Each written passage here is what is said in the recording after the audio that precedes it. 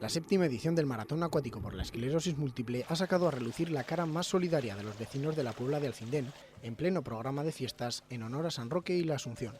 El objetivo de este evento pasa por recaudar fondos que se destinarán a la Fundación Aragonesa de Esclerosis Múltiple y que además también pasan por sumar mayor sensibilización de los vecinos de la Puebla de Alfindén.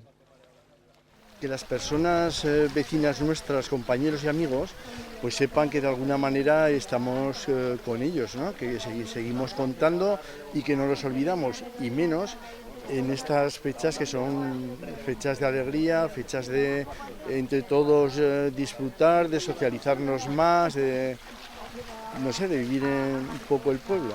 De este modo, los alfindeños no han tenido inconveniente en echarse a la piscina y, nadando en relevos solidarios, contribuir a dar mayor difusión al evento. Bueno, pues que cualquiera puede aportar lo que puede, realmente aquí no hay cuotas, es decir, que nadie tiene que aportar algo determinado, con que cada uno de lo que pueda, sea mucho o poco, es suficiente, muchos pocos hacen mucho. Lo que pasa es que son muy animados, la gente que la tiene normalmente es muy animada y participa en todo y... No sé, pienso que también es cuestión de mentalizarse, de la moral como la tengas, no deprimirte. Esta es la séptima vez que se celebra el Maratón Acuático Solidario por la Esclerosis Múltiple y parece que serán muchas más. Así, este martes, los alfindeños más jóvenes, de entre 6 y 14 años, podrán participar en el maratón infantil para aportar su humilde contribución.